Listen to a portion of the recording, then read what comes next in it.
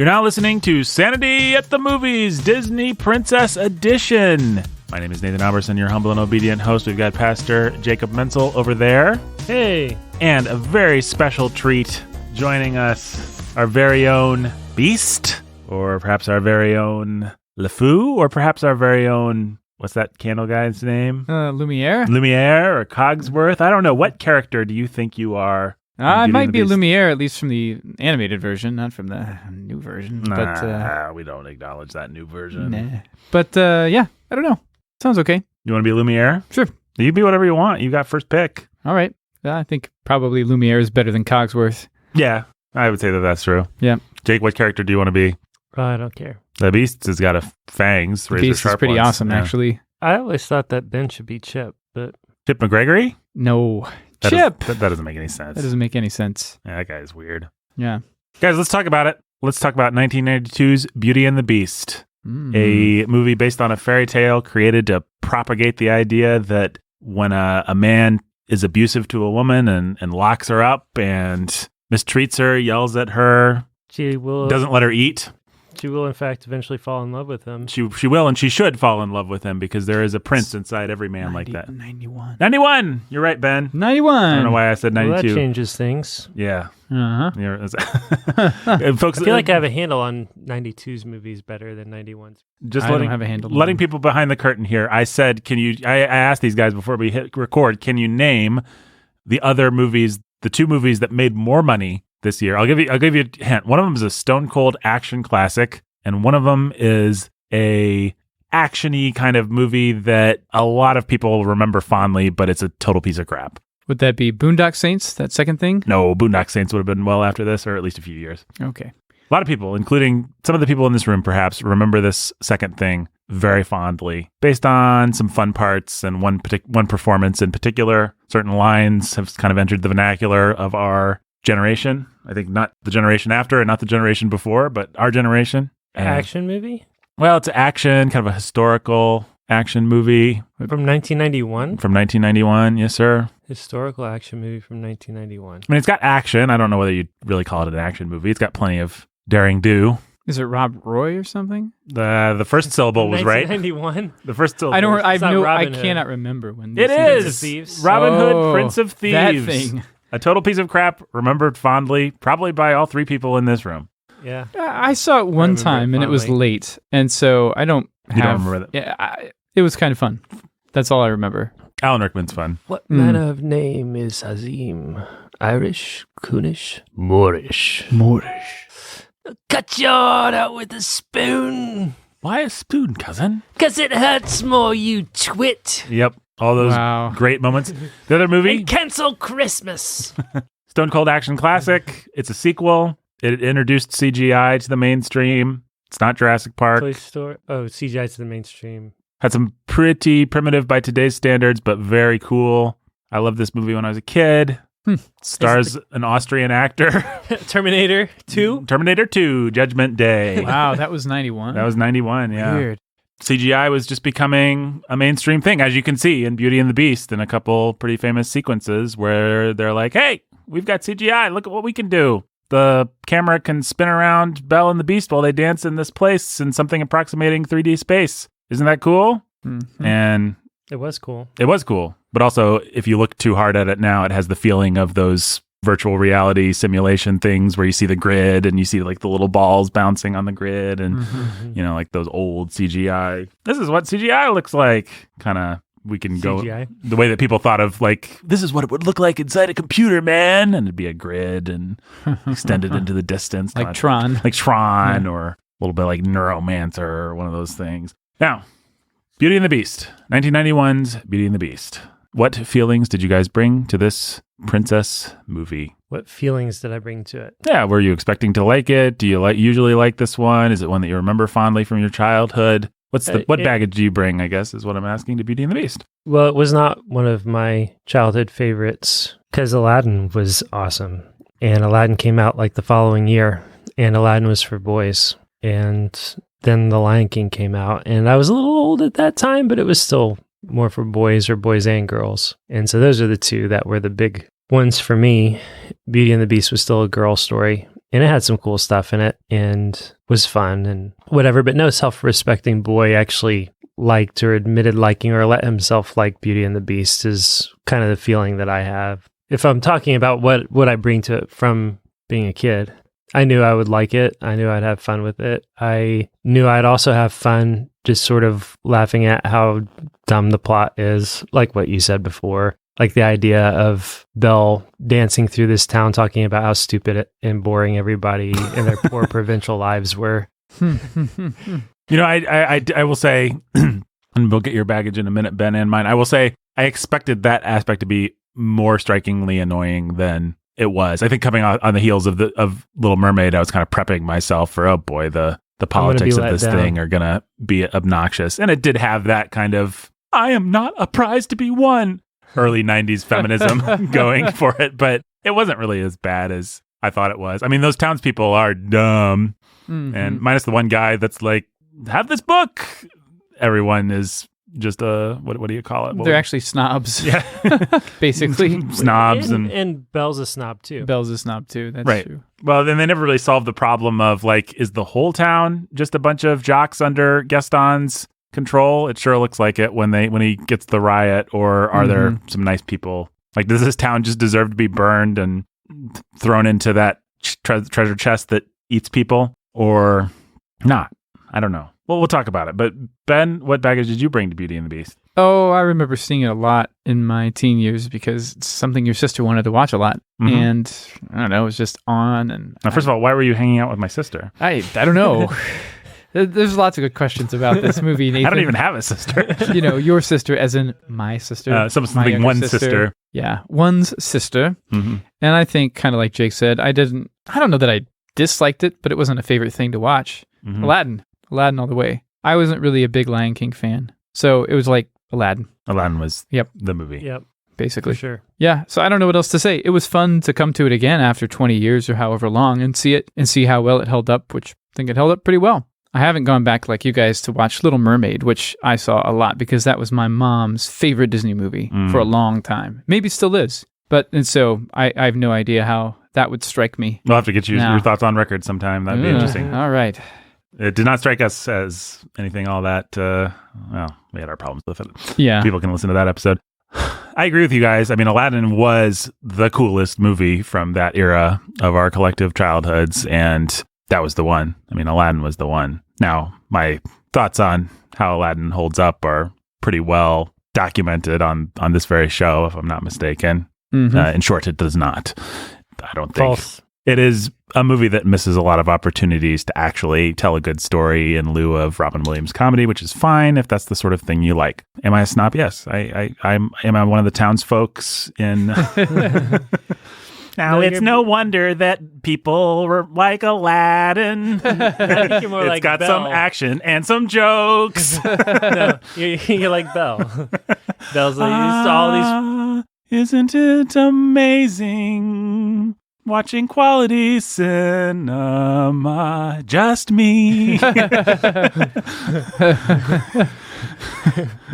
Right. There goes Jake Menzel with his Disney movies. He has the same taste that he did. He thinks Aladdin's great. Yeah. If he had to rate it 5 stars, that is what he'd give. I like Aladdin a lot too. I haven't seen the whole thing in 20 years. Well, that's the one's next, Ben, and I hope you'll be able to join us for it. Yeah. My story is that I became the person that I am at a certain point pretty early. And so I pretty early in life decided that Aladdin was, for the plebes. And that I remember as a late teenager or something like that, just happening to hear the Beauty and the Beast soundtrack and really connecting with it. Like, this is a great soundtrack. This isn't just I said something similar about Little Mermaid. I don't know. It must have been like a CD of Ashman and what's his face, Menken or something like that. But I just remember listening to some of those songs and realizing like, this is really clever quality stuff. And I should go back and watch those again and see what they're all about, because they might not be something that's just deserves to be relegated to my childhood. And Beauty and the Beast was in particular the one that I connected with. And I would still say Beauty and the Beast is probably my favorite Disney movie. I mean, if Disney movie, if you're not including Marvel and Star Wars and all the other stuff that gets branded as Disney these days. Disney and Pixar? It might be my favorite. I mean, Wow. I love Pixar. This is a bold claim. We'll see if it holds up. But I really like Beauty and the Beast. I think it's a great story. I like the characters. I think Belle and the Beast are actually both really interesting, great characters, and the comedy and the songs can't be beat. And I think Gaston is my favorite Beauty and the Beast villain. Or my very even better than the Asylum Keeper Or the Foo? or the Foo. Or once again, the guy that gets eaten by the chest. the chest. I was trying to keep track of how many people actually died in that slapstick fight. Looks like one guy got pretty well crushed by a dresser, and when they cut back, his body is just laying there mangled. And then another guy got eaten by a chest. So I don't know. I felt a little bad for those townsfolk. They didn't know what they were in for. So I can't put back on the glasses of being a kid. I can't really even put on the glasses of rediscovering this movie. It's kind of one of those movies that I've worn out. You know, it is not going to magically inspire the same feelings that it has at various parts in my life, but I still admire it. And when I watch it, I'm just like, this is a really quality piece of pop entertainment, I guess would be the snobby way of putting it, which we've established I'm capable of doing with these things. I mean, it is the only 2D animated thing ever to be nominated for the Best Picture Academy Award. Does anybody know what it lost to? That year, 91? 91, yes. It did not lose to Terminator 2 or Robin Hood, Prince of Thieves. Would, don't know. Another very iconic movie, a very scary movie. Silence of the Lambs. Absolutely. Silence of the Lambs swept that year. Huh. That Silence of the Lambs did the four-fecta, whatever it's called, the Best Picture, Best Director, Best Anthony Hopkins, and Best... What's it? Best Anthony Hopkins. Yeah, that should just be... Jamie Lee Curtis. What's her name? Jodie Foster. Yeah, they all got the Oscars. So Silence of the Lambs came out early that year, like in February or something like that, and then people still remembered it. Held on. Yeah, so it really Silence of the Lambs made a huge impression that year. And some of the narrative was, well, we've got this one of the best pieces of family entertainment ever to be produced by anybody, and produced by the greatest producer of family entertainment, and then we've got culture being degraded by Silence of the Lambs. And look at old Hollywood. Look at what they're voting for. And I'm not, even though I sort of said that in a sarcastic tone of voice, I'm not really arguing with that narrative. I think it's actually a pretty accurate narrative, but that was kind of one, you should probably focus on the family, wrote an article or something like that, that year. So here we are. I guess I can give a little bit more context about Beauty and the Beast. It's part of the Disney Renaissance. Everybody knows that. We've talked about it a million times. It's a huge leap forward from It really Little is Mermaid, in terms of just animation visually. quality. Yeah. Well, this is the first movie to really use computer animation, and it's even things like computer shading, computer coloring. So the palette of colors that they were able to draw on, and just the work that they were able to save. It's like that very first gorgeous shot after the credits when you're just zooming in on the castle, and you're going to see the stained glass windows and everything in it. In some of the old Disney movies, there's been shots like that. And sometimes the stream will be moving or there'll be a little piece of something moving. But in this, like, they were actually able to have the stream moving. The banners on the castle are blowing. There's a little animal. I mean, if you want to be a jerk, you can still find something that looks like it's a drawing, but it's much more alive and just much, much better. I really think if we are going through this scene by scene, I really think that throwback touch of the stained glass, the storyteller, narrator, that sort of homage to we're opening up the storybook. Yeah, it's great. Kind of thing that Disney used to do. And even stylistically, those moments it's a little reminiscent of the sort of beautiful stylization of Sleeping Beauty or something like that. I was thinking that too. It was just a nice touch. It was nice. The Little Mermaid broke conventions and opened up underwater and all that sort of thing. But this was like, we're doing something new that's also old. This is vintage Disney, but you've never seen anything like this before. Yeah, it was a really nice, bold, strong statement out of the gate.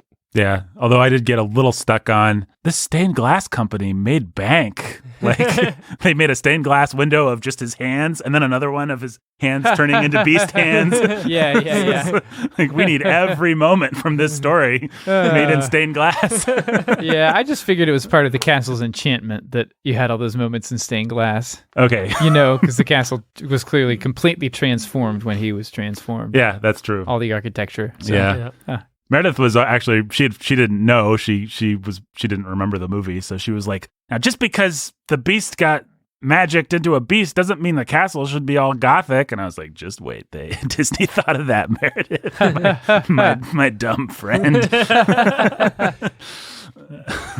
Yeah. The only plot hole. She thought she got him, but Nope. Disney was one step ahead. So to the end. a couple other things that are there's not really much that's all that exciting about this story. This is another one of a committee did it and they did a good job. Stories that I like to tell. And I always like to make a big point of, hey, a lot of good things in Hollywood are actually done by committee. So I don't know whether I'm anti-auteur theory or what, but I always like to remind people that lots of people make these movies. But we don't have to talk about that too much. The things that are worth noting are the CGI, the fact that this was the first Disney movie ever to have a screenplay that was written. And I think you can really tell, like, this is a movie with characters that weren't just developed to fit into certain iconic scenes or like what they would do is they would storyboard their movies out. That's like how you develop an animated film.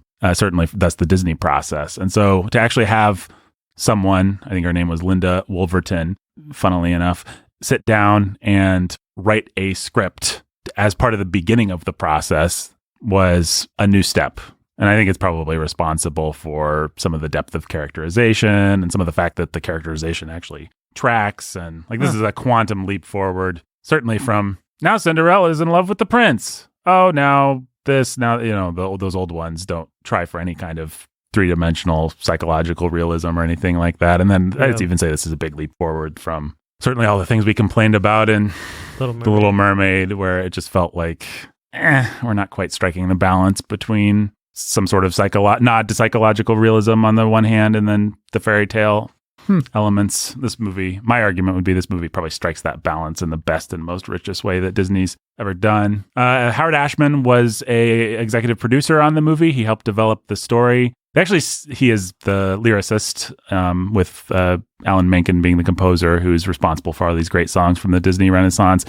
They brought those guys in kind of as a Hail Mary because they developed this whole story not as a musical. For some stupid reason, they decided we're going to go in an even more serious vein. And then Michael Eisner, who was in charge of Disney at the time, was like, guys, The Little Mermaid made us $1 gazillion. Let's not stray too far from this formula that we've discovered. Let's just give them Disney classics. They scrapped like a whole version of this thing.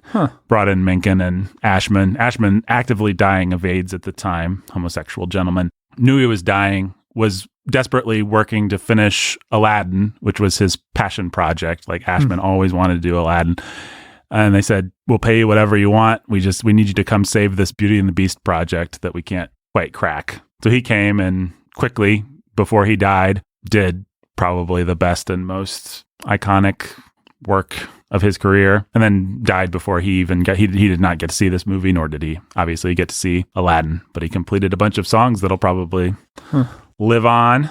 Speaking of the songs, another thing worth noting is that they recorded them live in kind of a Broadway style. So all the actors actually got together and kind of did it like they were doing a cast album for Broadway. I think it brings some energy and verve to the songs and the way that the performances bounce off of each other and just the liveliness. And again, somebody posted in one of my news feeds just in the last week or two, the cast performing this, the movie cast performing this as a Broadway act at like the Academy Awards that year. That's awesome. Yeah. Well, yeah, they did a medley of the intro song and then Be Our Guest. That's awesome. I'll have to look that up. Robbie Benson, who played the Beast, famously taught at IU for about 3 years from our beloved Indiana University in the very town in which we're recording this from, folks. Yeah, they love to bring him back for special things. They like to bring him back, so I have never met Robbie Benson or seen Robbie Benson in real life, but it's certainly something that I could have done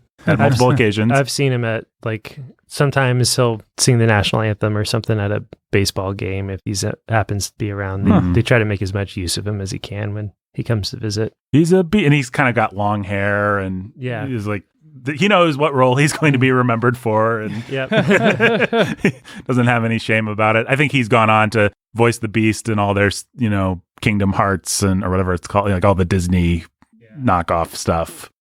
Beauty and Beast, the Enchanted Castle, and all that stuff. I think he's made his peace with the fact that he is the Beast. He is the Beast. Let's see, we talked about the Academy Awards and the fact that this movie was nominated, and this was before they had the obnoxious, condescending Best Animated Feature award. So this movie really did have to contend with Silence of the Lambs and whatever the other heavy hitters were that year. But unfortunately, the lovely story of a different Beauty and a different Beast. Clarice and Hannibal. Hannibal Lecter. I guess people liked Stockholm Syndrome stories of supposedly strong women that really like monstrous men that year. It was just something in the water, I guess. But this movie was a big hit, and it was a big critical hit. And I mean, Aladdin didn't come close to being the critical hit. Aladdin's Aladdin was and is a more popular hit because it's got a bunch of comedy and songs that people really like. And, Ben and Jake can tell you all about it, I guess. The comedy was groundbreaking for a Disney film. Yeah. The comedy felt hilarious. It's the first time anything like that went meta. Well, we'll talk about this, I'm sure, next time when we do Aladdin. But that is actually one of the grudges that I hold against Aladdin is that there's never been anything that's not Aladdin after that. And going back to Beauty and the Beast, it was so refreshing to not have star voices. Like nobody, Angela Lansbury, maybe you can recognize, but everybody else just is the character, and to have the humor all be grounded in the story and not to have to do the ironic kind of meta thing. I mean, Pixar is the one place that you can kind of go for that, but even Disney, or even something like Frozen, I'm so much more, A, the humor is so much more self-conscious, and B, I'm so much more conscious of it's Idina Menzel, and it's Kristen whatever her face is, and it's Josh Gad, and it's like the era where Disney was the star and where animation itself was the star, where the story, like, of course kids are going to come see it. We don't need to get Eddie Murphy in there to do a dragon routine. I think it's pretty refreshing. And there might just, by the time we get to even The Lion King, we're going to have Matthew Broderick, we're going to have James Earl Jones, we're going to have Jeremy Irons. James Earl Jones and Jeremy Irons were perfect casting. Yeah, I'm not arguing with it. I wouldn't change any of that, I don't think. And it's not like, there's a Nathan Lane fan club that was so happy he got cast as Timon or something like that. But Whoopi Goldberg, Cheech Marin, it's like you can name almost all the Jonathan Taylor Thomas. You can just name all the stars. Yeah. And that's a big difference. And that is the legacy of Robin Williams. It's not Robin Williams' fault. He tried to downplay it as much as possible, actually. So you don't like Aladdin because it introduced like a celebrity thing into animated films that didn't necessarily. He doesn't like the Firstborn film. In the what? Just like he doesn't like the Firstborn film. To be clear, I like all three Bourne films, and I like Aladdin. I might even love Aladdin. We'll see when we go back to it. It's just. You don't like the consequences. The consequences have been Aladdin. bad. The consequences have been a cheapening and a coarsening of cinematic discourse, I dare say. Yes, yeah. All right, you guys ready to go through this bad boy? Let's go through it. So I think we already covered the opening. What Jake said was absolutely spot on, Jake. Thanks. I approve. It is a wonderful fairy tale. It's got that mystical fairy tale music. Yeah, that's a great little theme. What astounds me about this movie, that scene and then the opening number, the bell number, what a masterclass in quick, precise exposition. By the time you get through that first scene, you know what the Beast wants, you know who he is, you know why he is, you know what the atmosphere is, you know how it's supposed to feel. And then the bell number sets up who Belle is, who Gaston is. I mean, this movie... Who LeFou is, what the town's like. And ends up with what her dad's like. Yep. Crazy old Maurice. Crazy old Marie. LeFou, I'm afraid I've been thinking. A dangerous pastime. I know. Well, that's a later scene. Yeah, that is a later scene. I mean, the elegance. And that's what Menken and Ashman are so talented. Like, if anybody's ever seen their Little Shop of Horrors, which is a I think I can say on this podcast, folks, I'm sorry if it has a bunch of bad stuff. I know it's about I don't remember it having a man-eating plant and stuff. I just remember it being ridiculous. Yeah, it's ridiculous. But Never saw it. It's fun. the scene, the opening number in that called Downtown or Uptown or something like that, it's so great. And it sets up who Rick Moranis is. It sets up who the girl is. It sets up the environment. He shrunk the kids. What's that? I said he shrunk the kids. He did shrink the kids. And then he blew gonna- one up. And he's going to do it again Yeah, Rick I heard. Moranis is shrinking again. for a Disney Plus show. Wow. But those guys are really good at leaning into the advantages of Broadway, which is we can cover a tremendous amount of ground very quickly, setting up not just the characters, but the environment and not just the puzzle pieces, but the puzzle itself. Like, this is how it feels. This is how it looks. This is the sense of humor. This is the sense of drama. Like, this movie does that, I'd say, about as effective as any Disney movie. And the thing I kept thinking was, it's a lost art a lot of times in movies these days. Like, the first 3 minutes of your movie are so important. Like, you want to set that. Mm-hmm. Whatever the tone is that you want, you can set it. And you can then do a lot of things that don't really, like, you can do a movie that's almost nothing but comedy, which this movie largely is, but you set that serious fairy tale tone in the first 2 or 3 minutes with something that feels really grounded in a kind of old time lore, almost and epic magic, Almost epic. Yeah. something that feels like it's reaching back into history and has that kind of weight to it. It goes a long way. You compare that, say, this is a mean comparison, but I just happened to have watched National Treasure the other day, Yep. which doesn't deserve to be compared to this. Like, it does National Treasure no favors to be compared to this. National Treasure is just a fun time at the movies. I understand. I had fun with it. But that movie starts with, like, here's the exposition. Here's the stuff that happened. It's a bunch of stuff. There's nothing elegant about it. There's nothing elegant. And there's no atmosphere. Like, if you want to, the way to start a National Treasure movie is there's the White House and there's mist around it and there's some secret people meeting and we're just going to feel that for a little bit. We're going to hang with that for a minute. Or even like flashback or seeming flashback to George Washington is actually swapping the the Declaration of Independence with John Adams, and Right. Well, that actually is Thomas Jefferson pulls something out of a vault, and You do see a montage of things like that in the movie right. when the grandpa's like, well, here's, Nicolas Cage. The Cages have gone way back, and here's something that we remember, and here's another thing, and here's where the treasure. You see some images, and those images could conceivably even be edited with music into something like what we're talking about. Right. I mean, that I've seen National Treasure a few times. Right. My point was all of that stuff that they just sort of throw in everywhere in a mess actually could have been used to Yeah. really frame. Well, I think the movie starts with a kid sneaking in an attic or something, and then his grandpa catches him. And all right, let me tell you the real story, since you're so eager to know. Just 3 minutes of a kid sneaking around in an attic would actually be better than what they did. Like, let that sink in. Let us live with the mystery of exploration and finding things and a flashlight in the dark kind of feeling. Mm. And you have that feeling, then you can put up with a lot of goofy. The real thing to compare National Treasure to is Raiders of the Lost Ark. Well, I was about to say that because me and Meredith are, I guess, on a people violating tombs in movies kick. So we watched Last Crusade, and I was just, of course, thinking the whole time, like, National Treasure feels so thin and so silly, and you have to forgive so much. Last Crusade, really, the conceits are all the same. It's just as ridiculous, but it doesn't feel that way. What's the difference? And the difference is that Spielberg lets it breathe and gives it the right atmosphere, so it feels mysterious, and you have time to think, the Cross of Coronado, what's that? That must be really important. Yeah, because I think National Treasure 2 does start with like a flashback to Lincoln's assassination and dire deeds and conspiracies that happen. Mm-hmm. I think it's been a long time. Yeah, I've never seen this. I don't know that it works any better. Right. For the same reason. It doesn't have time to breathe. Yeah. So. Well, Also, John Williams makes a difference. John Williams does make a No difference. kidding.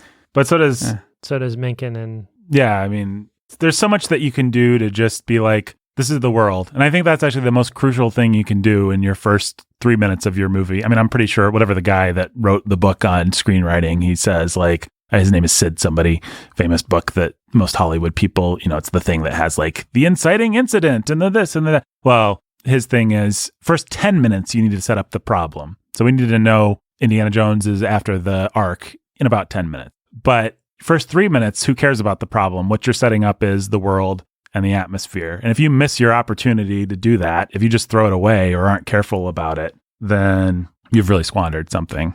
And if you think about the movies that are the most effective, they will generally have, even something like Iron Man, it's like we are in a world of quippy Tony Stark, and we're just going to hard cut to rock music and Tony being Tony. That's like, if there's one thing people are going to take away from this movie, it's Robert Downey Jr. is awesome. And so let's front load that. You think about the difference it would make to Iron Man if we started with, oh no, it's the terrorists and they're setting up a plot, and it would change things.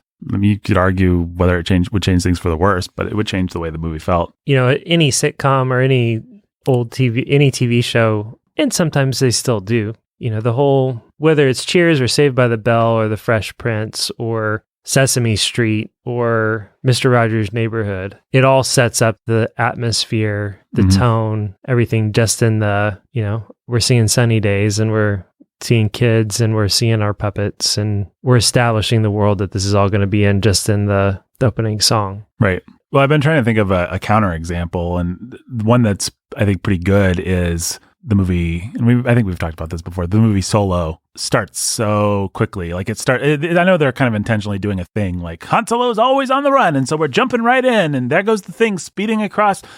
But look, a chase scene, just like at the beginning of every Indiana Jones movie, which should remind you subconsciously of Harrison Ford. But now let's think about the Indiana Jones movies. Let's think about all 4 of them. First movie, 5 long minutes of a guy and some other guys mysteriously trekking through that jungle, past ominous signs with ominous music before we ever get to the action. Second movie, Indiana show tune. Oh, what on earth are we doing here? Indiana Jones saunters in looking like Humphrey Bogart in a white dinner jacket, and we're going to set up this exotic, where is it, Shanghai or something, this exotic Oriental world, and we're going to spend time on that before we ever get to the action. Cafe Obi-Wan, that's right. Part 3, we're going to set up where are we at the beginning of that movie? The big Arizona or whatever they are. We're on a trip, on a Boy Scout trip. On a Boy Scout trip. Yeah. But we're going to start with mysterious music, and we're going to look over those barren canyons, and we're going to see some people trekking in that we don't know, and we're going to hear kind of mysterious music. And before we even know it's the Boy Scouts, we know that this is going to be an exciting movie where mysterious, maybe supernatural things are lurking around every corner. Fourth movie, we are going to spend 5 minutes building up to Indiana Jones' entrance, and we're going to have the Soviets show up, and we're going to do a 1950s thing with 1950s cars, 1950s music, 1950s kids doing a drag race. Like, we're going to ladle on all this period and then be like, all right, now Indiana Jones is in the 50s. What do you think about that? Which you could argue that's a stupid conceit, but that's the conceit that they were going with. And so they spent some time setting it up, and I really admire that kinds of craftsmanship. And this movie does it perfectly. I mean, most Disney movies, I guess, probably do, but they do a good job generally. Yeah. I just like. The Lion King. Sheesh. Yeah. How does it start? Remind me. I really don't even remember. That's right. Yeah. That was it? Did you want us to sing? Is that what you? Yeah, really that's what I was for? definitely. It starts with the sun rising over the Havana. Yeah. Okay. I said Havana. It starts with the sun rising over Cuba. Savannah. These people are smoking cigars. No. So just that big, bold, black to sunrise with the music, and then all the beasts and that whole opening number, and everybody's coming to the throne, and then coming back, and then now. we boom, the Lion King, right? Yep. Red on black. Yeah, that's right. But you're getting this this is the natural order. These are all the creatures, and they're coming. You're getting the majesty. Yeah, the song is from the day we arrived on the planet and blinking stepped into the sun. Yep. There was more to see than could ever be seen. More to do than can ever. Far too much to take in here. Well, you think about a movie that I have high regard for, Aladdin. It's great. It's great, right? It starts with, we are doing a straight-up comedy. We are doing comedy like we've never done it before, and it's going to be metatextual Robin Williams comedy. But we're not going to start like that. We're going to get that in pretty quick. But what we're actually going to start with is a star field and this Arabian exotic music that puts us in Like, another come world. from a land from a faraway place. Yeah, and then where a guy's the going Karen to and sing about camels how roam. barbaric everything is and how scary and frightening and big and exciting it is. We're going to establish that. We're going to spend a little time there. And then we'll get to the comedy.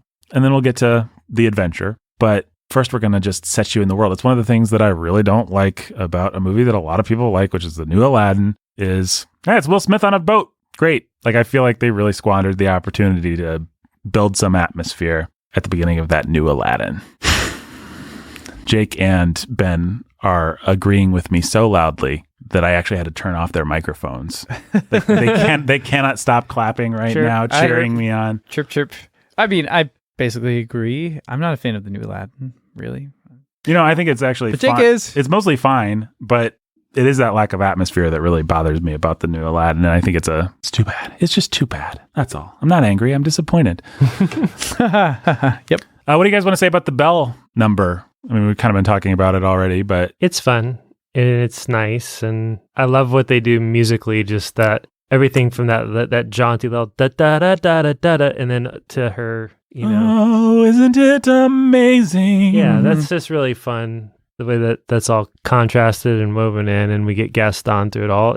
It's a lot of fun, even if it's everybody just sort of condescendingly looking down at each other. Yeah. Yeah, well, this town doesn't. Gaston's the only one that sees any worth in Belle. Right. Well, she's attractive. Apparently. She's almost as beautiful as him. Yeah. I like that song. You know what I don't like? What's that? That the sheep eats a page of her book. That's always bugged me since I was a kid. I was like, you love books. Why are you letting that sheep eat the corner of a page of your book? I would never let that happen. Nice old librarian. Apparently the one nice guy in this town who's not a snob gave you this book and then you like it. That bothers me. And the fact that she says she won't discover that it's him until chapter 3. Why would you discover, what book is this where she solves the central mystery of the plot in chapter 3? I know it was a good rhyme, but why not chapter 33? Those things have both bugged me since I was a kid. Well, maybe it was, hey, that was a whole meta thing that happened in the opening number where she goes through the whole plot of the movie in the book that she's reading. Yeah, but she doesn't discover about this prince in chapter 3 of this movie, Jake. In chapter 3 of your DVD or whatever. Chapter 3, if it's a 3-chapter. Yeah. Until Act 3, that wouldn't work as well. It's my favorite screenplay because you see, I can fix this. Totally works. Gaston actually also throws her book in the mud. Yeah, more than once. Well, at least once, and then he puts his muddy boots on it later. Yeah, he does all that kinds of book things. really takes a beating. But I don't know, maybe they just lived in a medieval time period and they were used to their books getting dropped in the mud because that's all that was everywhere, mud and muck and filth. Slime. Putrescence. What do you guys think of, I guess this is a good time to ask, what do you guys think about Belle as a princess and as a chick and as a character? Well, she comes off at first, I mean, in her song as not just snobbish, but like in a feministy way, like I should be allowed to do more. I shouldn't have to live in a small town because that's lame. There must be more than this provincial life. Yeah, and just marrying this dumb oaf from the town. I mean, come on. Yeah, am I really condemned to like a life like that stupid baker who has to come out with his tray like always? And the dumb lady Same that's old had bread that's and rolls got to sell. kids squirming all over that says, I need 6 eggs. That's too expensive.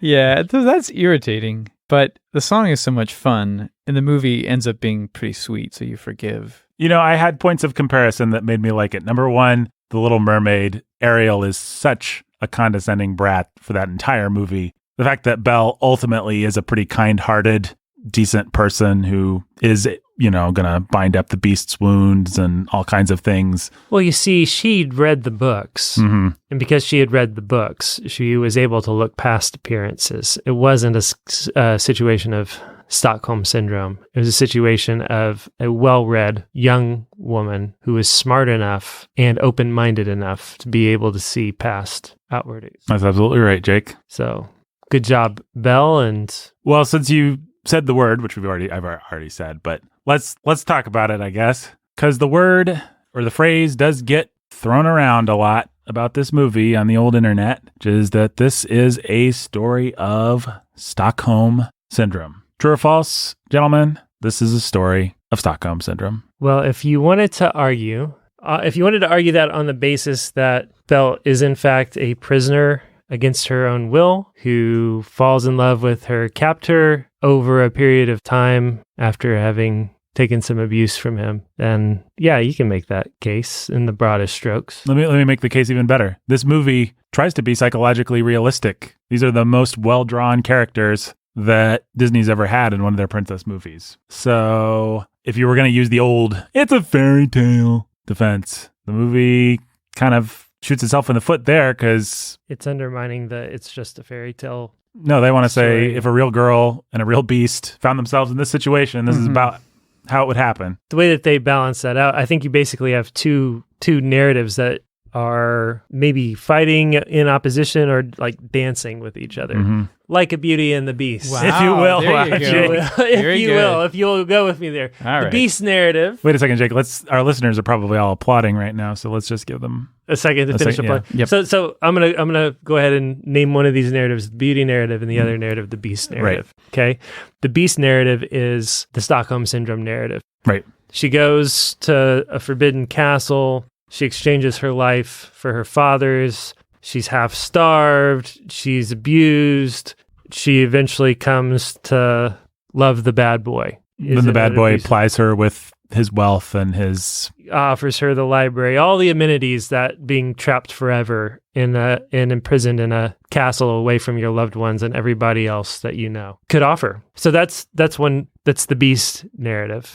There's also the Beauty narrative, which is actually Belle is a modern, strong woman who has read the stories and knows her stuff and is who she is, and she can stand up to Gaston and she can stand up to the Beast and she can stand up and sacrifice herself for her father because she's so smart and so well read and so open-minded. She can see through what the Beast really is to his true colors, and she's strong enough that she can affect real change in him through her kindness and her love and her tenderness and her sweetness. But let me just argue for the Beast narrative. And her backbone. Isn't that what every young woman thinks when she falls in love with a bad boy? I mean, Jake, as a pastor, haven't you dealt with young women who've run off with dangerous young men or who have thrown away their lives precisely because they believe, oh, I'm strong enough. I've got the backbone, the intelligence, the emotional understanding. I can change this beast into a prince. Oh, yeah. Absolutely. So the Beauty and the Beast. I know what I'm doing. Yeah. Everybody else is wrong and stupid. Right. They're all just dumb village townsmen everybody's with a pitchforks. schmuck in my village that is stupid. Well, to go on the Belle, to argue for the Belle narrative a little bit, I mean, the pivot point in their relationship in the movie is actually when the Beast, sacrifices himself to fight off wolves and then lies in the snow, and Belle could have said, all right, now you die in the snow. Bye. So instead, she voluntarily, in other words, the movie, like plot-wise, is empowering her right then. It's like saying, you get to make the choice to carry him back to the castle so he doesn't die in the snow. You could still argue that the movie is propagating a dangerous narrative and also stacking the deck in a way that it's not actually stacked in real life. Well, you can argue actually that it's a dangerous narrative either from the Beauty side or the Beast side, because basically what you have is a sort of old school like caricature of the patriarchy. You mean with Gaston or with the Beast? I mean with the Beast, it's just both, I suppose. I guess both. Yeah.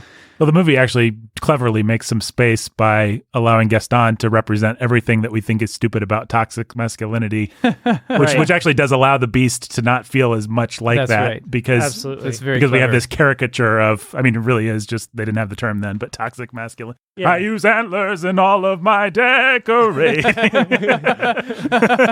Anyway, I interrupted. Go ahead. But still, okay, they undermine it with Gaston, but still, you have this caricature on the one hand that, you can say it's teaching. Or you have really just a story on the other side of feminist empowerment. On the other hand, dumb women can't change their man. But if you're smart like Belle, if you read the books, and if you know the difference between a Gaston and a Beast, which, hey, on the surface, it may not be that much different, but deep down, the discerning woman who's read her books can tell and draw out, and through her kindness and courage, bring out the real prince in the Beast. that is, after all, what every man needs, because every man he's either a beast or he's a beast, like Gaston. Right. But wait, Jake, are you saying that he needs the right woman? Hold on, are you saying that Gaston is actually the real beast? Jake, My mind is being blown right now. You guys, this is like my coming out party here. This is my moment to be super profound. Wow. On this show. Yeah. It's like even though Gaston looked like what you would think of as a traditional kind of hero, he was the beast on the inside, whereas the non-traditional hero who looked like a beast on the outside was actually the gentleman. Wow, it's like this parallel reversal kind of thing. I know. Man, boy. Disney movies. You've done it again, Disney. So sophisticated in their storytelling. Well, I think my actual argument would probably fall somewhere in between all of these arguments. Yeah, if there's some person out there that reads a bunch of Twilight books and really gets off on the idea that she can change any man and that bad boys are cool and all that kind of stuff, then I guess the Beauty and the Beast, not a good narrative for that person to be too enticed by. That being said, I think most people, when they read or when they approach this fairy tale, are not that.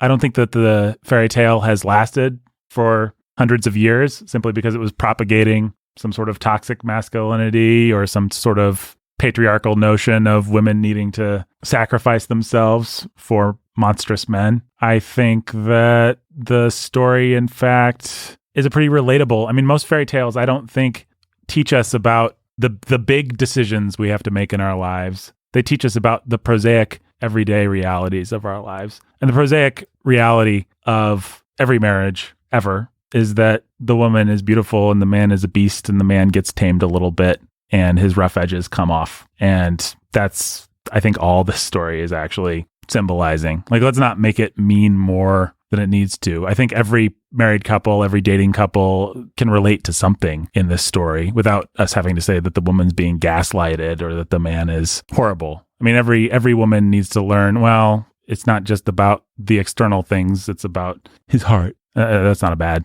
message, you know? The men don't have to learn that, though, because beauty is a beauty. Yeah, well. That's right. Nothing to, reproach in Belle. Well, the movie tries to make space for that by having her actually be intelligent and smart and kind, unlike all the arguably somewhat attractive ladies around, like those three floozies. They're pretty attractive, I guess, but they're dumb. What's really beautiful about Belle is her mind. Right, that's why it's called Mind and the Beast. Yeah. I'm sorry they didn't change the title, people. They did what they could. Yeah, Belle doesn't... She's a beauty, but a funny girl, that Belle. Right. She's a funny girl. She doesn't really have to answer, does she, for being, I don't know, rebellious and kind of foolish and... First brunette? Is she the first brunette? Oh, no. Snow White.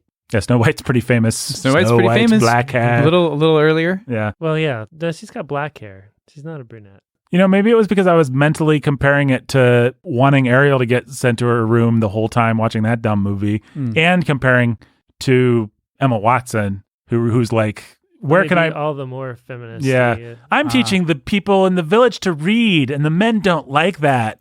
You know, that was that sort of thing was constantly on my mind. So I was like, this Belle, for being stuck in a place and time where she is a little bit smarter than everybody, she's pretty gracious, at least about it, compared to like how Emma Watson wanted to portray it. Well, Emma Watson wants to be sure that you hear the scorn in the idea of her being anybody's little wife. Right. His little wife, is basically the tone and tenor of how she does that. That's not this Belle. I feel like this Belle, I don't know, I had sympathy for this Belle. I felt like, yeah, of course the movie was stacking it with some 90s feminism, but I felt like basically the story works. It's a woman who's smart and sharp and has a lot of talent, and she wants to meet her match, and she's not satisfied with what the town has to offer. And yeah, I've known a lot of proud women that think that they're awesome and they deserve to find something great and they become old spinsters. So you got to be careful with that narrative. But, I've also known people who are just waiting for the right person to come along and somebody that operates on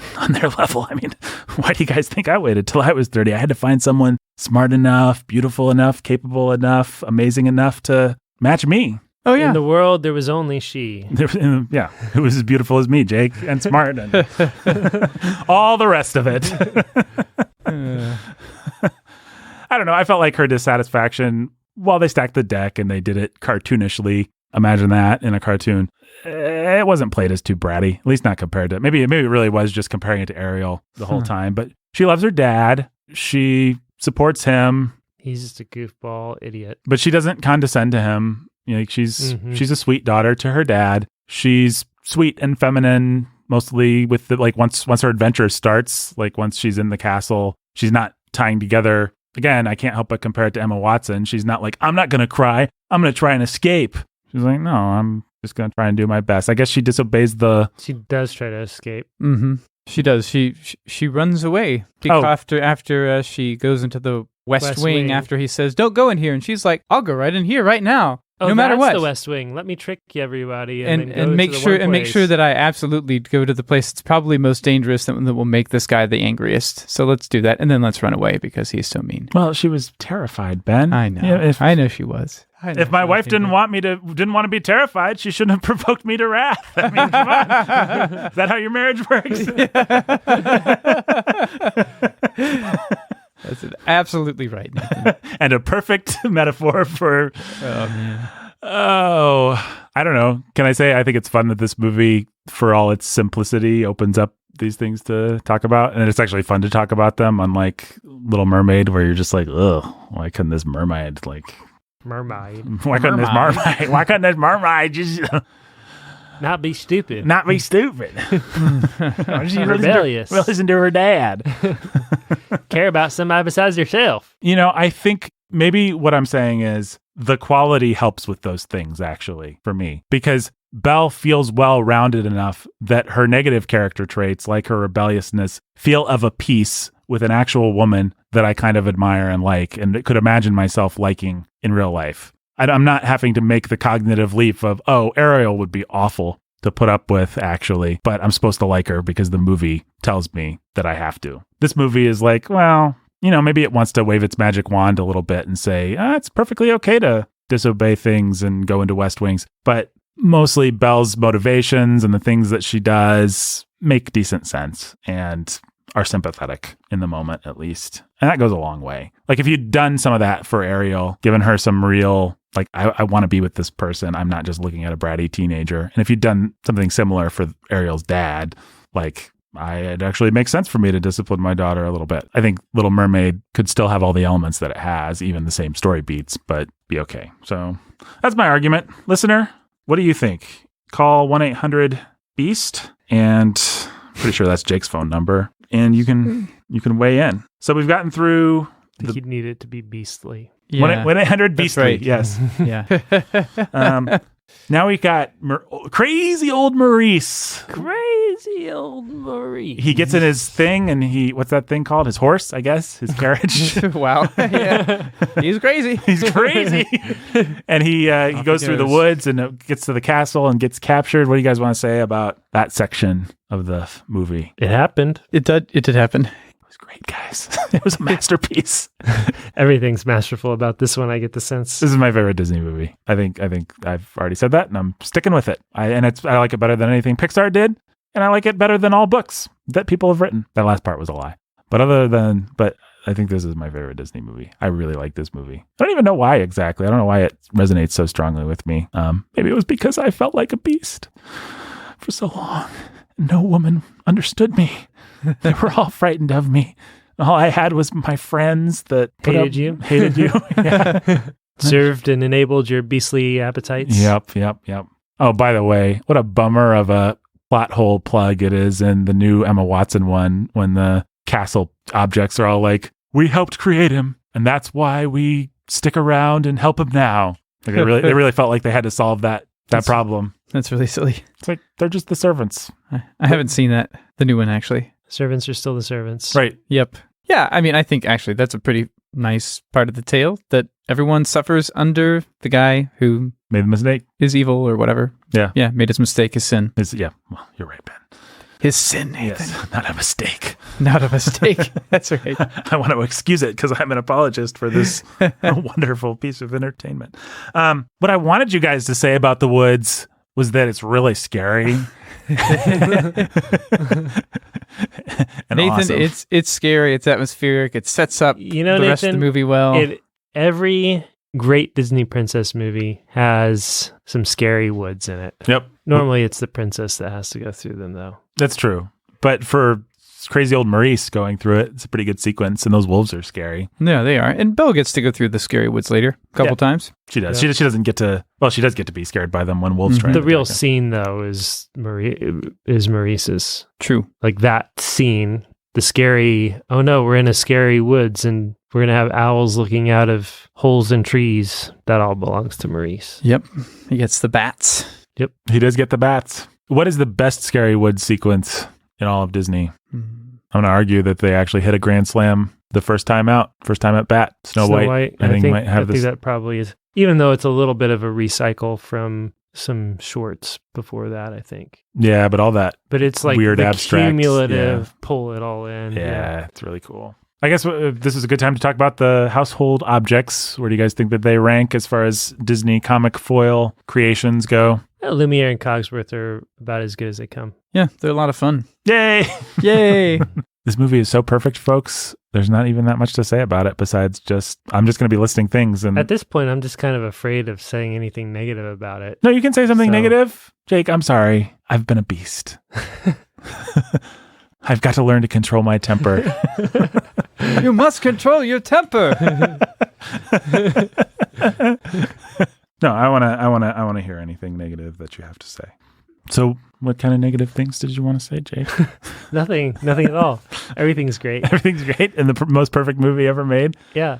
No, I don't. What's great next? Well, I guess the Gaston number is pretty great. Super fun. That Gaston number is pretty great. It is the second in a line of truly great villain numbers, Disney piece, in a Disney princess movie at least. Mm-hmm. Ratigan gets a number, and there are little villain numbers in sub-Disney movies. Ratigan's number is pretty great, by the way. To Ratigan, the world's greatest rat. The world's greatest criminal mind. Ratigan. The great mouse detective, my friend. It's been too long. What is a better villain song? The Ursula, maybe? or yeah, I think probably Ursula takes the cake. I like Be Prepared. I know that people don't think a lot of it, but I like Be it. Prepared. I think I miss Menken. I wish I don't miss Menken because he was still alive. Ashman? I miss Ashman. I think his lyrical grace was second to none. I mean, it's the difference between no one plots like Gaston, takes cheap shots like Gaston, no one persecutes harmless crackpots like Gaston. Yeah. There's just a wit to that. Be Prepared has a lot of good lines, but and I really like Be Prepared. Don't get me wrong. I'm just trying to put my finger on what I love particularly about the lyrics as done by Ashman. Well, lyrically, there's no comparison. Yeah, I think that's what I'm saying is Ashman was just, he had that ability that the greatest lyricists have to do something really simple. I think he knew when to let the music just do its work. I remember reading something that Stephen Sondheim wrote where he said his mentor, who was Oscar Hammerstein, said, the trick to a good lyric is you don't dress it up too much. You don't make it too complicated. You don't say, oh, what a glorious, wonderful morning. That's not a good lyric, but oh, what a beautiful day. Oh, what a beautiful morning. Oh, what a beautiful day. That is, because I'm just going to trust my partner to write music that brings that to life. And so I have to find the thing that's simple, that's inevitable, and also beautiful, and also clever. And I think that's what Ashman was, the king of the clever, tricksy kind of rhyme on top of rhyme kind of thing. But I think there was always a simplicity and elegance to it. There's something like Be Prepared. It's, what's the last line in that? Our teeth and ambitions are bared. It's like nobody would actually say that. It's 2% more clever than someone would actually be. Well, Nathan, would someone actually say persecute harmless crackpot? No. But you know what I mean, don't you, listener? Like, I just think there's an elegance to the one and there's a clunkiness to the other. And yet, I like both of them. So you move from Gaston into arguably the most famous number, Be Our Guest. Put our service to the test. What do you guys think that ranks as far as Disney songs go? It's really good. Huh? I don't know how to rank it. I mean, It is also probably the best Disney song. With what? The last one that we talked about in Beauty and the Beast. Yes, true. Yeah. What is better, Under the Sea or Be Our Guest? I think that's the real comparison. Or Hakuna Matata. Or Friend Like Me. Or Happy Birthday. What's your favorite song of all those? It's It's pretty hard to compare those. It's really hard. Well, why don't you rank them for us? 1, 2, 3, go. Okay, I'll put Under the Sea on top, and then Friend Like Me, and then Be Our Guest, and then Hakuna Matata, and then Happy Birthday. Okay. Wow. There you go. Poor Hakuna Matata. Right down Poor there with Hakuna Matata. happy birthday. Yeah, I But don't then care you're as much not a about big it. Lion King guy. Not really. Is Hakuna Matata the one, or is it Just Can't... I guess Just Can't Wait more lines up with the intro With like Bonjour. with Bonjour, yeah. Yeah, Just Can't Wait. It's pretty great. This is also the section where we really get to know the Beast and get to see things from his point of view. Did you guys like the Beast? What did you think about? I mean, it was noticeable to me how quickly they pivot from he's a scary beast, he's other, he's whatever, to he's a point of view character that's saying things like, she's being so difficult, and talking to his foils and somebody that we're supposed to sympathize with as kind of a neurotic individual that's trying to overcome his own demons, his own inner beast. It was comical. Yeah, I mean- it made you sympathize really quickly. Did they lose beastliness in doing that, or What are you imagining right now? Are we in the next song, or are we at the just like he wants you will join me for dinner? Yeah, I'm That sorry. is not a request. I think I'm kind of backtracking to before Be Our Guest. There's all that stuff that gets us to Be Our Guest. That's what where- I thought. That's what it Yeah, sounded sorry, like, I got my chronology a little bit messed up. Where he's knocking on the door, where the servants are trying to tell him, like, control your temper, be nice, try being a gentleman. I don't know that it makes him all that sympathetic as much as it makes her sympathetic. It makes you sympathetic to her running away, staying locked in her room. I mean, you do feel like, come on, man, calm. I mean, like the kids in the room are just going to feel like, why can't you calm down and just be nice? Right. Yeah, I remember being kind of scared of it as a kid, or it certainly plays more something now. The Beast felt more like a kindred spirit or something now that I'm a grumpy old Right. person. Mhm. But all those scenes kind of had the feeling of this, when I was a kid, of this like scary, unpredictable, angry authority figure. Like the part where she goes into the West Wing, I always used to run out of the room. And it wasn't because I was so scared. It was because I just had that awkward, embarrassed feeling of Yeah, I have kids that do that too. a kid that's interesting. So they have the same feeling of like, you're not Yeah. supposed to be here. You were forbidden. Yeah, Like Ian will run out of the room. you're going to get in Abe- trouble. Abe will also run out of the room. And do you think that my read of that is accurate, that it's not in fact something scary is going to pop out, but you're going to get in trouble? Yeah. kind of Yeah, I feeling? think it is. Yeah, that makes sense. That's how it feels still. You shouldn't be doing that. Yeah, you don't want to You be know better than that. you don't want to be there through the reprimand, even like when he's angry about it. You don't want to see that, actually. Yep. That is a nice eerie sequence, though. Under Wolf Attack, I said, great scene. Under Asylum, I have Evil Asylum Keeper. That was my note on that one. Kind of thought that guy seemed like a bit of a jerk, that Asylum Keeper guy. Let's throw back to Pinocchio. Oh, that is despicable. I love it. Yes. I like that guy. We should have seen more of I've that guy. come to collect your father. That guy, by the way, his name is Tony Jay, the voice actor, and most famous for a great Disney villain in a not that great Disney movie. Deep, resonant voice. Yet to be made at this point. Come out a few years later. The same team, I think, actually. The movie that took this movie's psychological realism and arguably went a little bit far with it and couldn't quite gel it together. And also had some religious and sexual overtones. He was He was Frollo. Cardinal Frollo. Yeah. Wow. Hellfire. He's got that great Yeah, yikes. song. Yeah, that was scary stuff. Scary Yeah, stuff. Demi Moore all dancing in the flames and Provocatively. Yeah, Yeah. that's Ugh. I mean, Esmeralda. she's not a Disney princess, right? We're not gonna No way. do Nope. well. Just your Freudian slip there tells you everything you need to know about how adult they managed to Yep. make that movie. I did not like that movie as a kid. That was one of the first movies I saw in the theater by myself, and so I think I liked it because I had to, because it was an experience of my life. It was a what do you call those? A point in my life. Milestone. A milestone. Yeah. All right. Or it felt like that one at the time. But yeah, man, that movie is weird. I've never wanted to go back to it for a second. I've seen it lots of times. I What faux?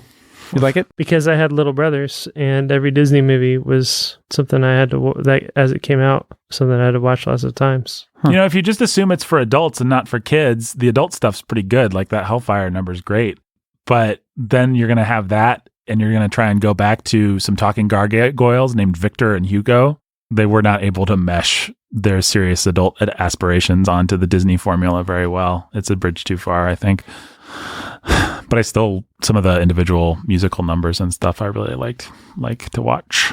That's also a movie that'll make you miss Ashman because it's got the wonderful Menken music, but the lyrics aren't quite there. My next note is the Beast prepares for the dance and he says, "You look so stupid." LOL. That part's funny. Yeah, that was great. Yep. He's got braids in his Before that, mane. Belle gets to play with the singing birds during a song. Yes, a singing bird check. Good. Yep. You didn't let it go, Jake. I'm glad. Yep. Hashtag let it go. Pun unintentional.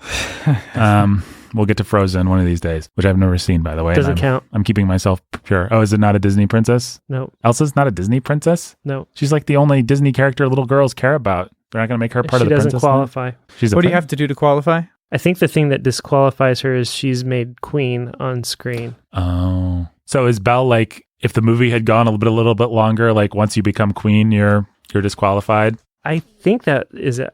Really? Listen, Elsa is technically disqualified. I just don't know from And a so's business Anna standpoint why you'd not make them part of the lineup. Mulan's in there, right? Oh, What about Megara or whatever? Megara. Megara? I've never seen Hercules either. I don't think she counts because she's just not a princess, I don't think, like at all. She's just Okay. a lady. Yeah. The requirements are the character must be human or human-like enough. So Ariel, they fudge her in. Nala, not so much though. She must have a primary role in an animated Disney Pixar film. She must not have been introduced in a sequel. She must have been born royal, married royal, or have performed an act of heroism. She must have an animal companion. She must have an animal companion. Yep. And to throw in one more requirement, she must not be the leader or ruler at any point during her first film. Presumably, when the choir is singing and everything's ending, she can be the ruler and the leader. Then. Yeah, but Anna's actually made queen Pretty early on, pretty sure. Or maybe, I don't know. So let me just see what this article says, because this article actually gives some commentary about, I don't know, there are rules. The rules seem pretty capricious, and most people really come down to saying it's just marketing. Yeah, I'm sure that a couple of those rules were made to either kick one person out or make sure that one person, I'm thinking maybe Mulan, got in. Like, Yeah, this person doesn't really qualify, but how do we keep this terrible movie character out? Right. And how do we need to make sure Nala's not in there because it doesn't make any sense for Nala, even though it does actually make sense for Nala to be in there. Yeah. And how do we make sure someone like Mulan, who I don't think is technically any kind of royalty, but is still a pretty famous Disney babe, makes it in? Weird. Well, where were we? The Beast looks stupid. They dance. It's great. Computer animation. Anything to say about any of that stuff? Fun fact, that was Angela Lansbury's one and only take of the song. She said, it's not really my range. It's not really my thing. Don't make me do it. They said, just do one for us. She did it. And they were all in tears. And they said, we're going to use that. And we're going to win an Oscar for it. And of course they did. So good job, them. And good job, Angela Lansbury, deigning to do the thing that would become your signature and that you'll probably the only thing you'll be remembered for after the last Murder, She Wrote fan dies. Oh, forgive me. Your cameo in Mary Poppins Returns is also Bedknobs and Broomsticks, man. I've never seen it. I did like that one a lot as a kid. I liked it I'll as watch a it kid. sometime. I'll give it a shot on Disney Plus. I mean, it recycles some animation and it plays on some Mary Poppins stuff. It's basically just like another Mary Poppins movie, except without Julie Andrews. And Angela Lansbury is somehow not as charming. Yeah, that's what I thought in that cameo in Mary Poppins Returns. Shock. Well, after I finished the Apple Dumpling Gang Returns and Sammy the Way Out Seal, all those great movies on Disney Plus, maybe I'll get to Bedknobs and Broomsticks. Oh, wow. Man, the Shaggy DA. So many good things you can watch. Actually, I don't know if they have the Shaggy DA up, but they certainly should. Nah. All right, so I am opening up the entire second act, guys, for discussion. Sweet. You got the Beauty and the Beast number. You got all the stuff with them falling in love, something there that wasn't there before. You got Be Our Guest still on the table to talk about. What are your thoughts? Oh, before I forget, I cannot stand the fact of how little we actually see her eat during Be Our Guest. Oh, yeah, I know. All this awesome food goes by and she barely seems to taste anything. Right, and then she's supposed to be satisfied at the end. yeah. It's like, I am a little hungry. All right, let's put on a show. Feed you nothing. We'll have some food just dance by you. I think that whole number should be, wait, no, stop, come back. That is the other. There's two things since I was a little kid that have bothered me about that movie, and we did have that movie on VHS and wear it out. I hate the fact that the sheep eats her precious book, and I hate the fact that she only gets maybe 2 fingerfuls of food during Be Our Guest. But be that as it may, second act, open for discussion. Take it away, boys. Well, Beast is a pretty cool Disney prince. I mean, pretty fun. How does he rate as far as Disney princes go? I don't know how you rate the others. I don't remember being that impressed with Eric from Little Mermaid. Well, he's a huge step forward from, you go from Snow White. The guy in Snow White's a 0. He's nothing. Yeah. I don't remember him at all. He has that song, One Love, I have but one love. But he really is, he's just the equivalent of, he's like male arm candy. I mean, he just shows up as the archetypal prince, nothing to him. Yeah, and then the prince in Cinderella also kind of same story. Same story. Okay. How will I know you? I don't even know your name. Like that's like his one line. Huh. How will I find you? He's got a handful of lines. The movie just, does not feel the need to, like, this movie's not about the prince. He's this out there otherly thing, and they keep him that way. Right. And they do the same sort of thing with the princesses for the most part early on, and focus on the side characters. And now we see everything sort of zooming in to focus on the prince and the princess. Let the side characters just be, And you're saying that started especially with Little Mermaid. Yeah, it did. If you think of Cinderella, it's the mice, it's all that stuff. Oh, yeah. With Snow White, it's the dwarves. Even in Sleeping Beauty, you get a little bit more with Philip and with Briar Rose or Aurora. But it's really the fairy godmothers. Philip, I think on the podcast, Jake, we've said he's been our favorite prince so far because he has the deep character trait of having a sarcastic relationship with his horse. Right. And then you come to Eric and Ariel, and you do get more with Eric. Yeah, but he's still surprisingly thin. Let's put it this way. He dances and he sings and he doesn't sing. He plays his flute or penny whistle or whatever it is, and he has a great relationship with Matt. He's got to go back and he's got save like more Max, things, so more accoutrements. He's going to dive in and kill Ursula. Mm-hmm. He's going to throw the spear. He's going to get in the ship. But he still doesn't have a character. Things. He just has more he has stuff. A sarcastic relationship with Grimsby. But that's, again, he's not much better than Philip in terms of he's not in terms who he actually is. That's right, because all the same things are true of Philip. Philip has a sarcastic relationship and / sweet relationship with his animal and with his father. Right. And he's going to jump in and save the day and fight the bad guy. And so... Which is fine, but this is the first time... Well, this is the first time a Disney prince and a Disney princess didn't fall in love simply because Destiny told them they had to, actually. Well, this is the first time our prince has any kind of story. Right. We're seeing things from his point of view. He has a redemptive arc. Yeah. Mm-hmm. And nothing like that's ever happened before in a Disney princess movie. The prince is just always the prince, and he doesn't need any redemption from anything. The princess needs saving. She doesn't necessarily need redemption either. In this movie? No. Oh, you mean in general? Just in general. Yeah. Right. Okay. Snow White's perfect. The prince is perfect. Aurora's perfect. Philip's perfect. Belle is, in fact, Cinderella, in some sense, also perfect, right? Belle is perfect. And the agent of redemption, right? Right. Yeah. Like, she always was the kind of person that was kind-hearted and saw beyond external realities, and in the end, she was still that. Yay. Ariel's a brat, but she doesn't actually get humbled. Like, we don't really feel like Ariel learned a lesson. We feel like, man, if Dad would have just been cool, we could have avoided this whole thing. Yeah, no, Ariel's like the story of Emma if Mr. Knightley wasn't in it and she just kept being Emma, and Jane Austen said she should get everything she wants. Okay, great.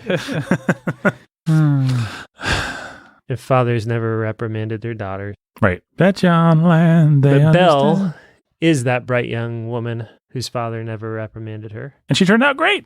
And she turned out great, yeah. I'm sure Maurice was a disciplinarian early on before he mellowed out. Yeah, I'm sure. Just extrapolating It's here. obvious. My daughter? Odd? Yeah. He seems like He's really aware of context clues. Context clues, yeah. I'm sure. His first invention was a spanking machine, I'm sure. That Gaston's a handsome fellow. Wow. Maurice is the CEO of the awareness committee. Crazy old Maurice. Yeah, I think the Beast is great, and they're gonna make fun of him when he has his hair in curlers, and we're gonna have he's gonna make fun of himself. He's gonna make fun of himself. He's gonna just be a sympathetic, well-rounded character. He's really fleshed out, or should I say, furred out, I guess. It's like he's just waiting for an excuse to not live in a temper tantrum or something. Yeah, I mean, I think the story they're trying to tell, at least the best spin I can put on it, is this guy actually basically learned his lesson when the witch turned him into a beast. But he's been depressed and angry. But he's despairing ever since. And he's like, well, who could ever love me? My punishment is forever. That sucks. And therefore I'm going to self-sabotage. Right. But he actually knows, even at the beginning of the movie, that he should be kind, that he should, he's going to grow into the person that he already is in some way, which is how he's able to transform so quickly. I guess. I mean, that's the best spin I can put on it, because he does do an about face. Yeah, he does. Pretty quickly.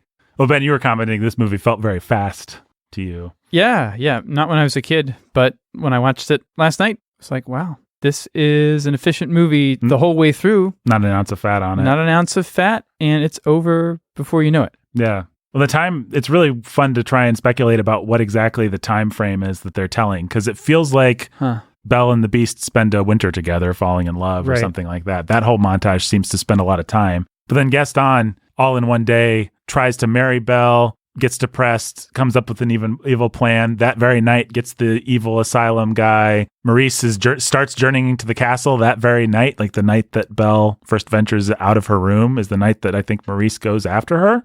Yeah. And yet he's going to be stuck in the woods all winter, I guess. Maybe he just couldn't find his way to the castle. I don't think you're supposed to ask these questions, but yeah.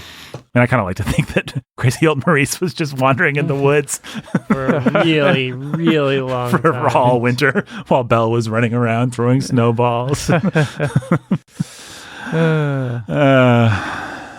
like all the montage. The love montage is sweet when he learns he has to eat his porridge in a nice way, and then she bends to him and she's going to drink her porridge with him. And I like when they're dancing and she puts her head on his chest and all the little side characters are going, yeah, you're doing it. And the Beast has this grin on his face, like, I'm pulling this off. This is great. Oh, that was all pretty sweet. Yeah, it is sweet. And it was relatable in a way that, like Cinderella, you're never going to see Cinderella, her head on the prince's chest, and then the prince look around like, I can't believe I'm pulling this off. Like, you might see some animals or little friends cheering them on. That goes all the way back to the very beginning. But now some people have argued, here's an argument maybe we can deal with. Some people have argued that this movie is actually bad. I've seen this argument. I don't remember where. That, come on, guys, is neurosis and modern psychological problems actually what you want from a Disney movie at all? Like, isn't what you signed up for a fairy tale with stock fairy tale characters? Isn't that what was great about classic Disney? Like, Walt Disney's instinct was not to flesh these characters out. And so, yay, you're getting to see the kind of drama that you see on, your average, boring, stupid TV show. Yay, the Beast and Belle are just as dumb and stupid and complex as human beings. Great. Why didn't the Grimm brothers think of that? Well, there really is something to be said for that early tactic of leaving your hero and heroine flat so that every little girl and every little boy can imagine themselves very easily as being Prince Philip or Princess Aurora or Luke Skywalker. Or we've talked about this argument all the time in all kinds of different movies that get that in defense of the movies that get criticized for having flat characterization. So I think that it's a legitimate question to ask. Is there something lost here because we have such well-developed characters? And I think maybe part of why, here's my defense for what Disney did. One, it was a fun risk to take, to go that direction, to breathe new life into this world and genre. Two, in 1991 versus in 1930, whatever, there were a million, but how many Disney films were there by the time that this movie came out? I think this is number 30 in the animated classics line. Okay, so at a certain point, you have to do something fresh. And two, it's worth going some very specific routes. And it's just a different world. It's not the world of, this is our one animated shot to try to capture a universal Well, it's kind of like hero and you heroine. mentioned Luke Skywalker. I don't know that we'd want trilogy after Star Wars trilogy that just had a young nobody. Right. Like at a certain point, okay, we've lived in this world long enough. Let's flesh it out. Let's see what some specific kinds of people would be like. And the fact is that any specific kind of person is somebody that you can empathize with, actually. And the more rich the characterization, yeah, there are things about them that, you don't like, you get, you don't get, that are like you and not like you. But Well, especially an animated character, I think, can naturally do the kind of thing because they're animated. It's like Belle already is every woman simply by virtue of being something that was drawn that represents woman rather than being an actress that is a specific kind of person. And the Beast is every beast simply by not being a prosthetic makeup or CGI. He is Beast. He is iconic in that way. And so it can have some of that everyman quality, but it can also have more specificity to it. And I don't know, as an adult, maybe, I don't know if for kids, but as an adult, I certainly have more fun watching this one than I do the ones that are like Snow White, so simplistic that there's just not actually a lot there besides those really exciting moments or the really funny moments. Like this movie, the boring stuff is actually pretty good. Where that's not really the case in a lot of them. Well, and the Beast is also like, it's a dark side of masculinity in some sense, right? In a fairy tale, that's true in a fairy tale too. And the question is, it's already there. Are you going to bother to tap into it and shade it in a little in a way that's sympathetic or not? I think as soon as you choose this fairy tale for a Disney movie, you have to answer that question. Yeah. Seems like a good departure point for this will be a more fleshed out character. You almost have to. I mean, can you imagine, like, could the old Disney have actually done this story? The story itself introduces enough ambiguities that I would argue I think this argument holds. Tell me if it doesn't. It seems like the story is naturally introduces enough ambiguity that you kind of have to lean in somehow. You can't just let them be two-dimensional icons because it'll actually open up more of those Stockholm Syndrome kind of questions if you do that. Sounds right to me. I'm trying to imagine like a Sleeping Beauty style or Snow White style Beauty and the Beast. Well, what if you just didn't get to spend any time with the Beast? I mean, what if he was just this primal other creature and she just needed to see into his eyes and have a magical moment where she realized... Doesn't work. Yeah. No. I mean, that is how the old Disney, I don't know how the old Disney would have done it. Probably they would have realized, we have to shade this in.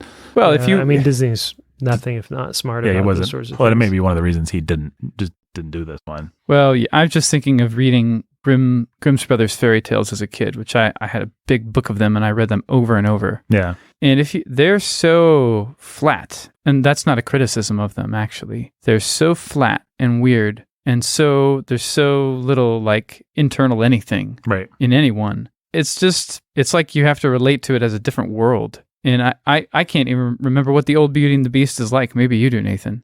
The actual Grimm's fairy tale version. Because what happens? I don't know that Grimm's actually did a version of it. Was it someone else's? Yeah, it was like a French guy. It is, I think, a French fairy tale that we can actually trace back. There are precedents and things that are similar to it in other cultures, but a guy named, I believe, Charles Pernaut. I don't know. I didn't look up all the Beauty and the Beast lore. What was the question?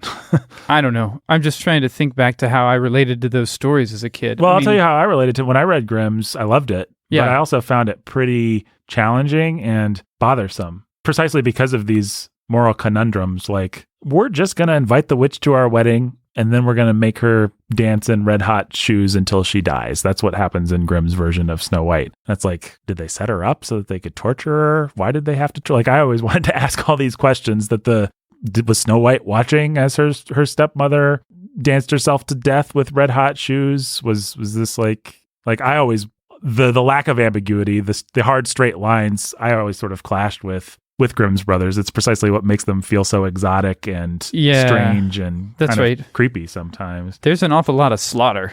Yeah. In those fairy tales. And it's like, if you're a witch, then we can capture you and then we can have you torn apart by wild animals. Like, we don't have to worry about cruel and unusual punishments. The more cruel and unusual, the better, because witches really need to die. And so do all bad guys. And that's just one example of the kind of weird, like, I don't think Grimm's did do Beauty and the Beast, but they did stories where young ladies were up against rough characters, and they needed to figure out these rough characters were actually the princes. And the Grimms don't apologize for those characters just treating them terribly. Right.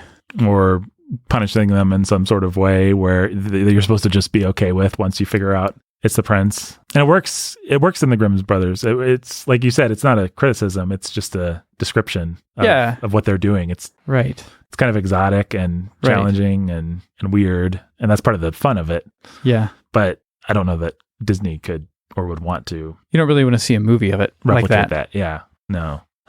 Let's talk about Act 3, which comes really quick. Much quicker than I remembered. The Beast is like, hey, I've got a magic mirror, which by the way, I've been using to spy on you. So I hope that's in cool. your bedroom. In your bedroom. Yeah. That is the part that felt the most like, okay, as much as I like this movie, if we're going to pretend like these characters have any psychological depth, there's no apologizing for that. I'm just glad she was dressed. Yuck. I wonder when else he did that. But anyway, the less said about that, the better. He gives her magic mirror. She goes to get her dad. Gaston's like, I'm a psychopath now. Oh, by the way, I also love it's not that he's a complex character, but Gaston is my favorite Disney villain. He's one of the aspects that I really like about this movie. And I just like the fact that he's plausibly a comedic foil at the beginning. He's not, the movie doesn't say villain, villain, villain. You know, for all we know, there could be a dragon or a much more... A beast in a castle. Yeah, or a beast in a castle, for example. Yeah.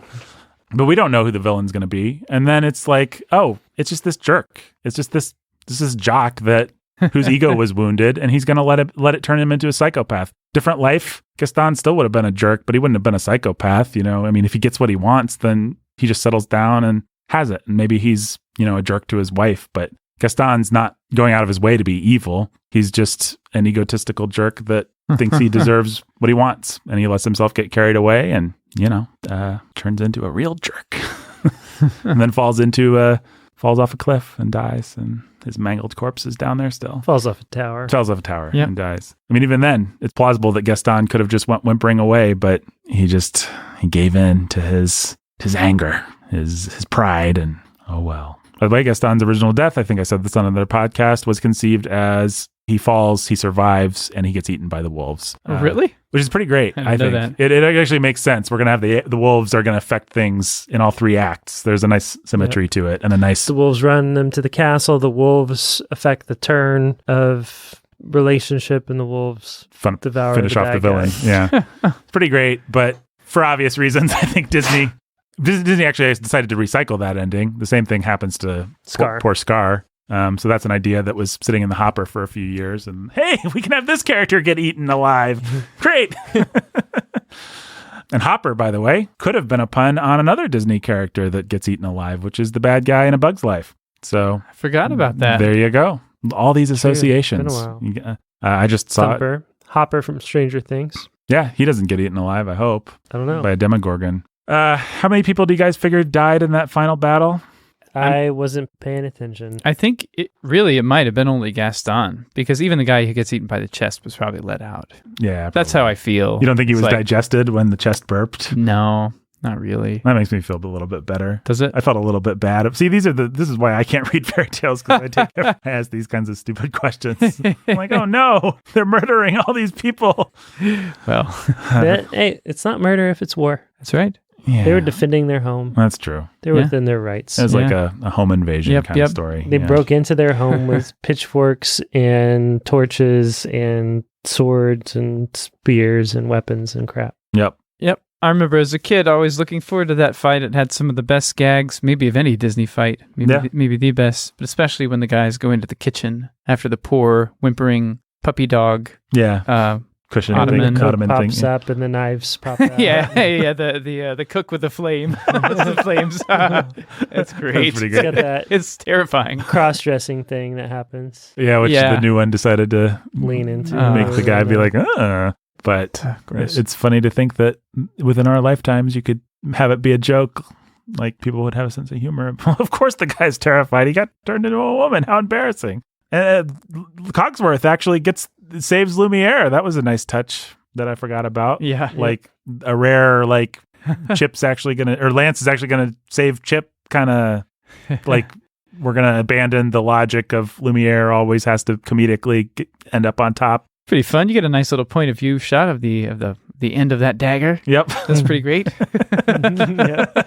Scissors, actually. Was this scissors? Yeah. Oh, awesome. It's a great... I also as a kid, the thing that I always thought was funny, like I would laugh at it, is the fact that the characters talk in rhyme when Gaston says, "Take whatever booty you can find, but remember, the beast is mine." I always just thought it was like, the song's over, Gaston. You don't have to talk like that anymore. And Angela Lansbury says something else in rhyme. I forget, but it's just like there are little things like that. Yeah, when life gets heightened and dramatic things are happening, you start talking in rhyme. And Shakespeare does it. Yeah, it's true. I mean, there's a good the Bible does good it. Theatrical precedent for it. I mean, Adam did it when Eve came. There's precedent all the way to the beginning. We even get a Shakespeare reference in Gaston's song. Screw your stirrage to the cricking post. It's Gaston, that unread guy who has, how can you even read it? It doesn't have pictures. Yeah. Screw your courage to the sticking post. Good job, Gaston. You've got a secret life that nobody knows about. You're like me. You were the jock that sort of secretly had to hide his love of Shakespeare. Wow. I said Gaston was a great villain. This is even better. He's actually secretly in love with Belle. Like, he can't admit it to LeFou or anyone. He's in love with her mind. He can't break character. He's cultivated this image with all these stupid townspeople, right, who only prize machismo, and so he leans into the machismo. Right, he understands in this system that he needs to come out on top, and he's just really smart about it all. Mm-hmm. But secretly, he's a poet at heart. I mean, when he's like, "Belle, books are stupid," his heart is breaking on the inside. Yeah. He's like, this is probably, given how she's been conditioned by society, she wants me to kind of make fun of her book. Like, that's what men do. But yeah, she wants 5 strapping young lads like me, even if she won't admit it. Like, poor Gaston. And then he's like, my lovely, beautiful flower has been Stockholm syndromed by this beast. And of course he's justly angry because, come on. It's like, he's a specimen of a man in every way, including mentally. Mm-hmm. And you've got this sort of weirdness going on and the Stockholm syndrome, and it's all gross. He's just like, man, I got to protect my woman. Crazy old Maurice. It runs in the family. I got to protect this woman. Mm-hmm. I got to kill this beast. I have to break whatever spell he has put over her. This is insane. Right. She's in love with a hideous monster. She's under some kind of weird spell, or crazy runs in the family. I'm going to go take care of business. So he wasn't bragging when he said, "Did you honestly think she could love you when she had someone like me?"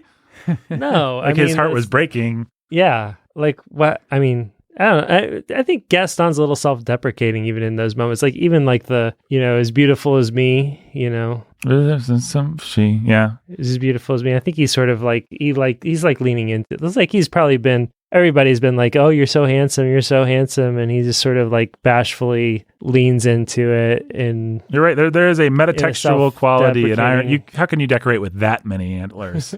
How can you be that good at expectorating? Which he is especially good at, I'm told. I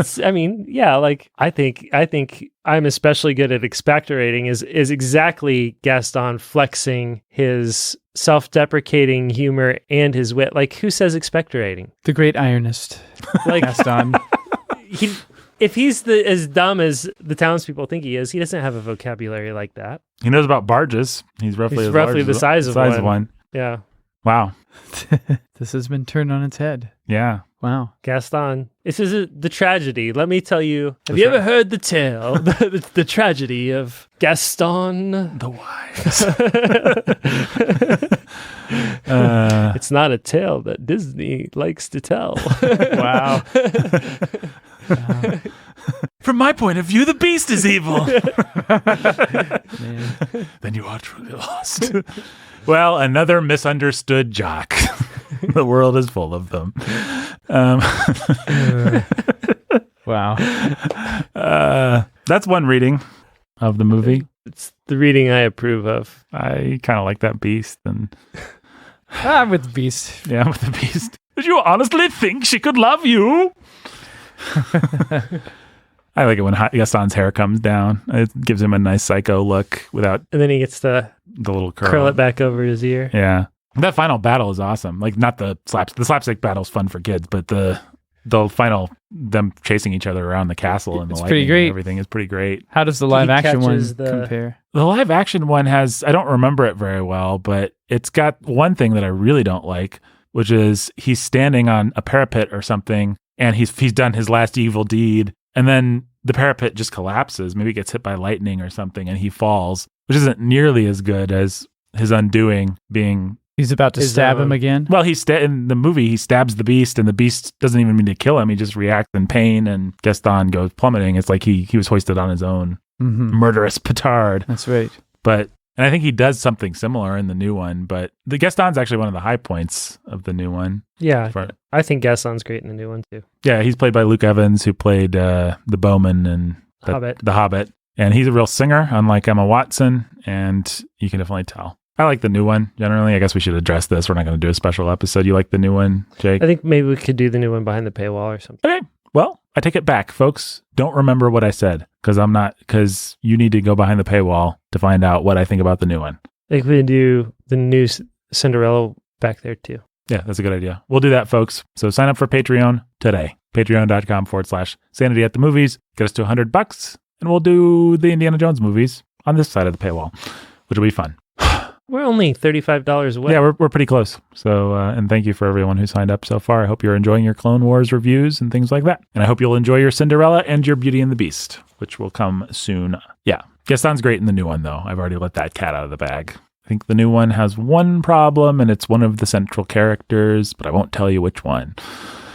Now, what else is there to say about the... Well, okay, there is a big question we still have to talk about. What do you guys think about the prince?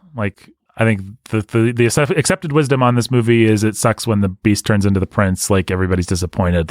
That's who she's going to end up with. He looks weird. Shoots out of his fingertips and heel. Yeah, I don't like that. As a kid, that's another thing. As a kid, fingertips in his toes and his heel. I had a dream once where my fingernails were scooped out with a spoon, and I just had these holes where all my fingernails were. And it was really weird. And so I don't like sometimes my wife will try and cut my fingernails, and it just gives me kind of a nails on chalkboard kind of I have a thing about fingernails.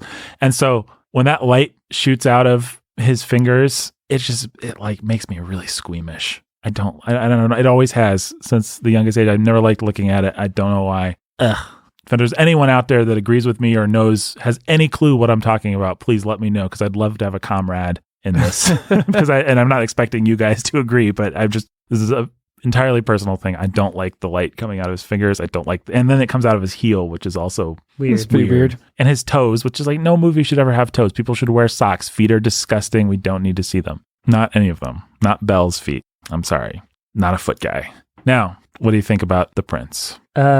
Gaston's a better looking guy. He's manly. The Beast Prince is all. He looks kind of feminine.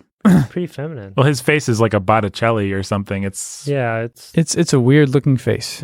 It is just weird. It's like distractingly weird. Yeah, they should have. It's like they didn't spend any time on it. They needed to actually. They wanted the contrast.